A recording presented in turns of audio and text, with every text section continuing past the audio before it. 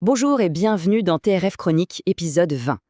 Aujourd'hui, on ne va pas juste parler d'un match de tennis, non, on va décortiquer un véritable choc.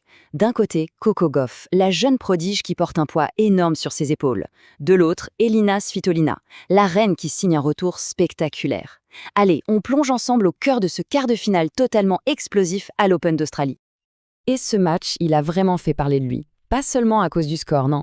Ce qui est fascinant, c'est tout le drame humain qui s'est déroulé, que ce soit sur le court ou en coulisses. On parle de pression, de frustration à l'état pur et d'un comeback, mais alors un comeback absolument remarquable. D'ailleurs, pour bien comprendre, notre histoire ne commence pas vraiment sur le court, non. Elle commence juste après le match, dans les couloirs du stade. C'est là que la numéro 3 mondiale, Coco Gauff, a complètement craqué.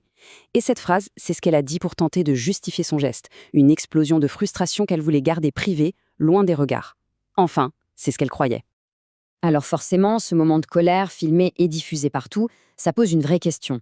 Comment une championne comme elle, réputée pour avoir un mental en béton armé, a pu en arriver là? Qu'est-ce qui l'a poussée à bout?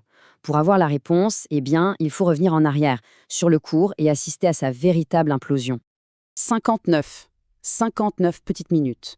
C'est le temps qu'il a fallu pour que tout soit terminé. Le match était plié. C'était un chaos, un vrai, brutal, à sens unique. Rien à voir avec l'image de la combattante qu'on connaît de Gauff. En moins d'une heure, hop, tous ses rêves de titre à Melbourne envolés. Et quand on regarde les chiffres de ces 59 minutes, on comprend tout de suite. C'est sans appel. Tenez-vous bien, seulement 3 coups gagnants pour 26 fautes directes. 26. Le ratio est juste catastrophique. C'est la définition même d'une performance cauchemardesque. Vous savez, le genre de jour où absolument rien ne va, où chaque balle que vous tapez semble avoir un aimant qui la tire hors du court. Mais au-delà des stats, il y a le ressenti, un sentiment d'impuissance totale. Et cette phrase, elle l'a murmurée à son équipe pendant un changement de côté. Imaginez la scène. Elle est menée 6-1, 3-0, et les micros captent ça. Ça montre à quel point elle était désemparée, consciente que, sur le moment, son adversaire était juste trop forte. C'était vraiment tout son jeu qui était aux abonnés absents. Son service, qui est normalement une arme redoutable, s'est fait breaker 4 fois juste dans le premier set. Son coup droit, en miettes. Et le plus fou, c'est que même son revers, son coup de sécurité, celui qui ne la lâche jamais, eh bien là, il était en panne. Une vraie panne générale, sur toute la ligne. Alors, la question qu'on se pose tous, c'est « mais qui est cette joueuse en face, celle qui a réussi à provoquer un tel effondrement ?» Eh bien, cette joueuse, c'est Elina Svitolina. Et croyez-moi, son histoire est l'une des plus incroyables du circuit en ce moment.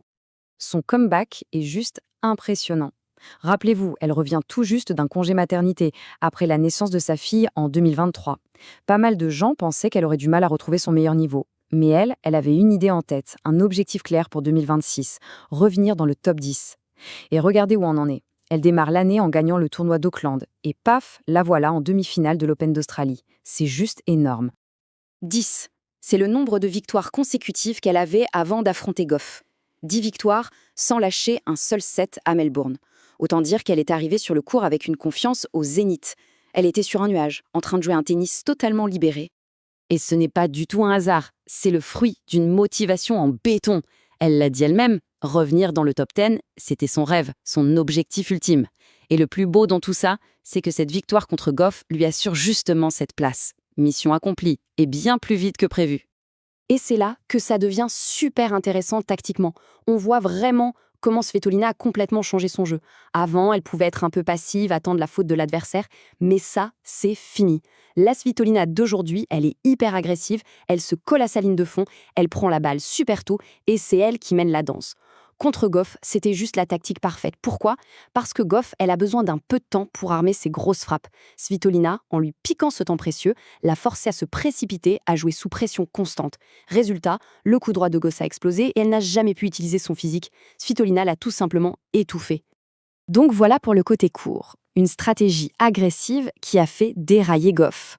Mais comme on l'a dit, l'histoire ne s'arrête pas là. Non. Elle continue en coulisses, avec toute la polémique autour de cette fameuse raquette cassée. Gauff, elle, était clairement agacée. Elle a expliqué qu'elle avait cherché un coin tranquille, un endroit où elle pensait qu'il n'y avait pas de caméra, justement pour pouvoir évacuer toute sa frustration sans que le monde entier la voie. Elle pensait être à l'abri dans ce couloir qui mène au vestiaire. Raté. Et son point de vue est super important. Ça nous montre la pression de dingue que subissent ces athlètes. Il n'y a quasiment plus aucun endroit où ils peuvent être eux-mêmes, où ils peuvent craquer loin des caméras. Elle a bien précisé qu'elle a fait ça pour ne pas casser sa raquette devant les enfants, et aussi pour éviter de s'en prendre verbalement à son équipe. C'est une façon de laisser sortir la frustration, comme elle dit. Elle a même suggéré qu'il faudrait peut-être discuter de la présence de toutes ces caméras, partout, tout le temps. Mais ce qui est vraiment à noter, c'est que malgré sa colère contre les caméras, Goff a été hyper classe. Elle n'a pas cherché la moindre excuse, elle a été très claire. Il faut lui rendre hommage, c'est Svitolina qui l'a forcé à mal jouer. Elle a reconnu sans détour que son adversaire avait été meilleur. Franchement, pour une si jeune joueuse, c'est une sacrée preuve de maturité. Bon, et alors, que se passe-t-il maintenant? Quelles sont les suites pour nos deux joueuses après ce match aux allures si différentes pour l'une et pour l'autre? Pour Svitolina, c'est le jackpot, retour dans le top 10 et une demi-finale qui s'annonce explosive. Elle va affronter la numéro 1 mondiale, Aryna Sabalenka, qui est elle aussi en train de tout démolir sur son passage. Ça promet un choc de titans, un duel entre les deux joueuses des plus en forme du moment. Du côté de Goff, l'ambiance est forcément différente. C'est une nouvelle déception à l'Open d'Australie, un tournoi où elle a encore du mal à franchir les dernières marches. Bon, elle a tout l'avenir devant elle, c'est certain, mais une défaite comme celle-là, si sèche, ça va être dur à avaler. En même temps, c'est de ces matchs-là qu'on apprend le plus, surtout quand on est favorite.